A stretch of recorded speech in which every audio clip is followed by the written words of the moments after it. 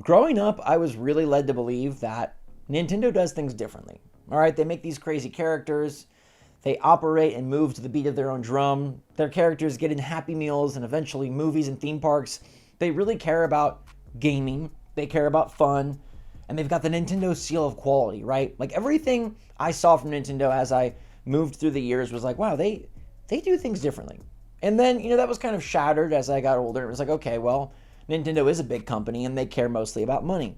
But I do think that today proves that Nintendo does indeed operate differently from its counterparts. As today we saw massive layoffs at Microsoft, but not only layoffs, games getting laid off as well. Games getting canceled, games that people were looking forward to, games that have been in development for nearly a decade just poofing. In the era of certain developers, certain games, certain franchises just getting flushed down the drain. And I think it makes me very grateful for Nintendo because in many ways, they just don't do that. And you gotta say thanks if you're a Nintendo fan, because there's never a world where Donkey Kong will just die. So what's going on, everybody? It's Zach from Switch Force. I love the world of Nintendo right now.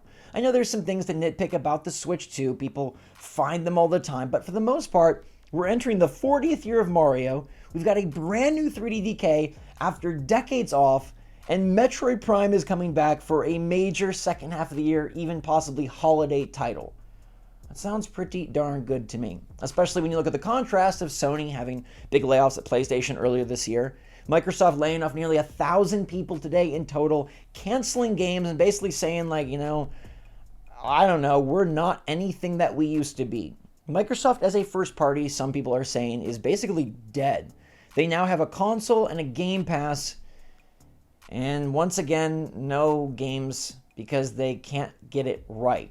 Now, Nintendo has laid off testers in the lead up to Switch 2. They're not completely immune from this, but for the most part, for their main company, Nintendo doesn't really do big layoffs. And some people will attribute that to the fact that, hey, it's really hard to lay people off legally in Japan, but we have evidence that Nintendo execs have taken pay cuts. Nintendo execs prioritize their employees and the overall morale of the company over their own $80 million paycheck. They also prioritize the development of the games, the process of the games, and I'd argue the fans. I know some people don't feel like it. They're like, $80 Mario Kart, they hate us. Game key cards, they hate us. But this is the same company, guys, that when Metroid Prime wasn't working, they made an apology, switched studios, and did it right. And look what they switched to, a studio that gave us Metroid Prime Remastered, which was phenomenal, an ancient game by industry standards, brought back and feeling bold, beautiful, and one of the best looking games on Nintendo Switch, bar none. Now we're about to get Metroid Prime 4 after all those years. They did not bail, they did not give up, they did not lay off, they had to maneuver and massage, they made an apology video, and we're getting the game. DK has been gone for a long time. Many would have written him off as an old school character, popular in like the cool Sonic vs. Mario, who's the cool dude bro era. DK was, bold back then. DK now, not so much. But look, DK's having a renaissance. He's getting a fresh coat of paint. He's coming back because Nintendo really values their IP. And not only do they value their IP, but they value the teams that make them. You'd never hear like Mario Wonder Team laid off after a game didn't sell 40 million copies. You never hear that, the Splatoon team was cut in half because Splatoon 3 didn't exponentially improve sales-wise over Splatoon 2. It's not something Nintendo does, and then you look and you see their Metacritic average, and you're like, there's a reason why Nintendo is able to maintain such quality and have such killer IP that continue to produce exclusive after exclusive after exclusive. And they don't decide to put all their eggs in the games as services basket. They don't decide to put all their games in the looter shooter basket. They don't decide to just follow the trends. Now, obviously, there's times where we wish they would more, like, hey, could you move forward on online? For years, that was a big request. Hey, could you give us themes for a system that begs for themes on Switch and Switch 2 when we had themes on 3DS and now you took them away and we'd pay for them, but you don't even include them there. There's not even a way to monetize that. They definitely make their mistakes and they definitely have some quirky logic. But for the most part, you wouldn't see Nintendo laying off 900 employees and canceling Everwild, destroying Rare Studios, and then also saying, Perfect Dark is also done for. By the way, you also wouldn't find out that Nintendo made a fake demo for one of their games because it seems like that's what Perfect Dark was. The glorious demo we saw last year during the summer around E3 and Summer Games Fest of the new Perfect Dark, was perfectly not dark. In fact, it was perfectly fake, as reports are coming out that that was basically not a real game and not really where they were at in development. Nintendo would never do that to you. They might bore you with Farm Direct 2.0. They might show you a game builder garage that you have no desire for, but they're definitely not going to come in here and be like, look at what Mario can do now. And it's this fancy fake Unreal Engine 5 version of Mario that never will be. Nintendo just doesn't do that. They don't operate like that, and I love them for it. They also wouldn't just bail on ideas that they have been trying to bring to fruition for so long. I don't even know how long Perfect Dark's been in development for, but it's a franchise that Xbox fans were really looking forward to bringing back. It's a franchise that actually was on Nintendo at one point, and it's a franchise that I was excited for. One of the games that was a single-player, linear, narrative-driven type experience that was going to deliver something that, hey, my Xbox Series X could be put to use. And now it's gone. Everwild was on the other end of the spectrum, a very imaginative, creative title that never really was fully defined. I don't think anybody knows what Everwild is, and maybe the developers themselves didn't know. But rather than be given the guidance and direction, time, money, and effort that it would need to see that game through, they just aren't. Whether it's because the game actually was super bad, the studio and staff weren't supported, they're rewarded with, hey, that project didn't make us money, you're gone and it's gone. Nintendo just doesn't really do that. Their quirkiest ideas do come out, and even if you're not a fan of Ring Fit Adventure or Nintendo Labo VR or Pikmin, these games that get made as like weird, quirky ideas for maybe a niche audience usually see the light of day, they usually get tested out, and oftentimes they get sequels. Now, Nintendo is just that darn good at making games that they can pretty much convert any idea into something enjoyable, and I do got to give them massive credit for that. And maybe there's a part of this that just is Nintendo's talent and talent development that is best in class. But it does strike me as odd that when Nintendo saw failure with Metroid Prime, they took the IP, they took the idea, they swapped studios, they apologized, and they made sure fans could continue to enjoy this character by rejuvenating it, revitalizing it, and finding a way to see it through. Instead, we've got other companies, Sony and Microsoft, who are laying off huge amounts of people. And I've heard that Microsoft is potentially going to lay off 3,000 to 4,000 people, which is an insane number.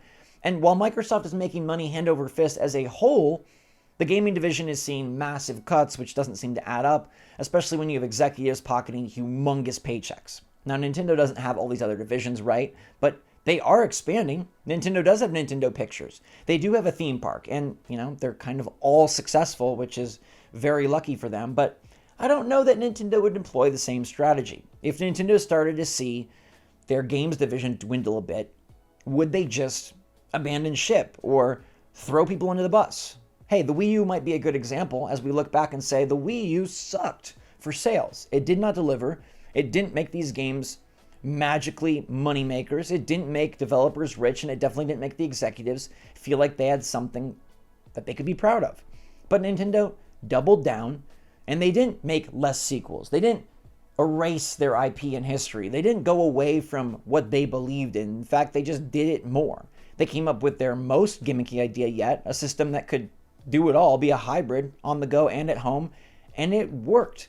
And they made some smart business decisions where they took games that didn't have the sales that they expected or needed on Wii U.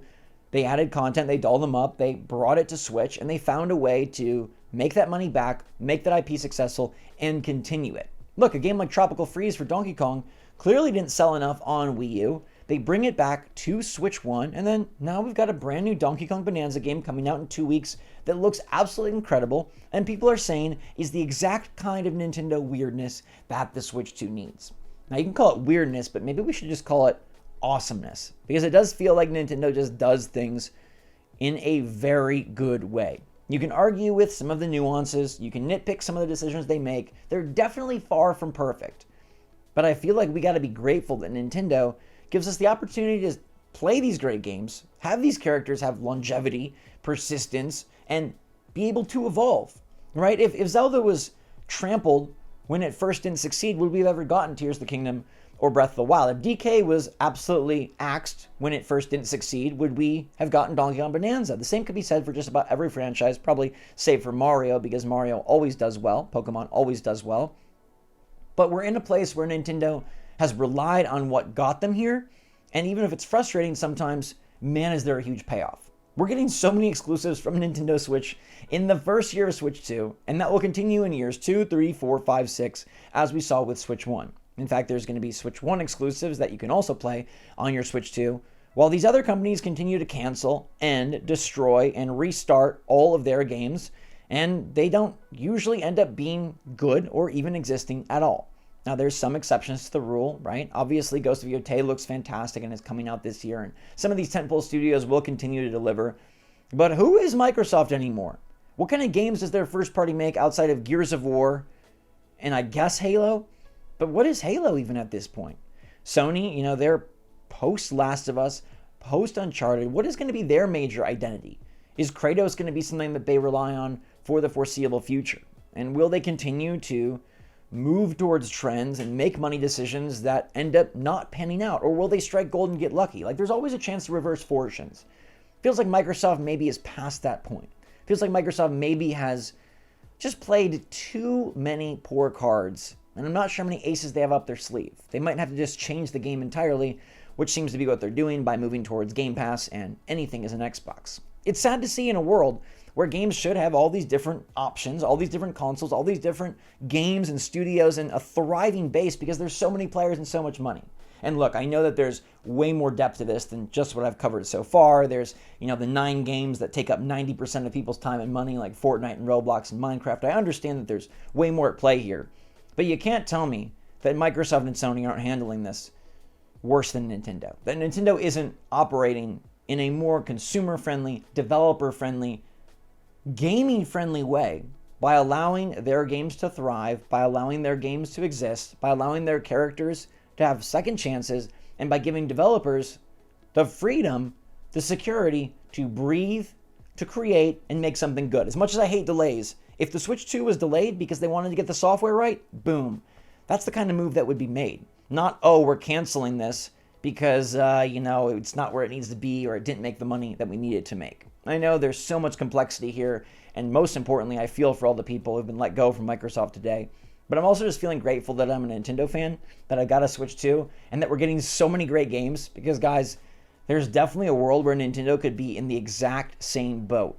A ship with many holes, slowly sinking as exclusives, titles, characters, and people, real people with jobs, developers, entire studios, are just getting thrown overboard. And thankfully, instead, we've got a lineup of exclusives and even more in store with a direct on the way, probably, and just a lot to be excited about when it comes to Switch 2, and it's only the beginning. So let me know your take in the comments down below. Are you grateful for Nintendo this day? I sure am. In the meantime, thanks so much for watching. Stay safe, stay healthy, stay happy, stay positive out there. Love you lots. Switch Force out. Been holding that one in the whole video.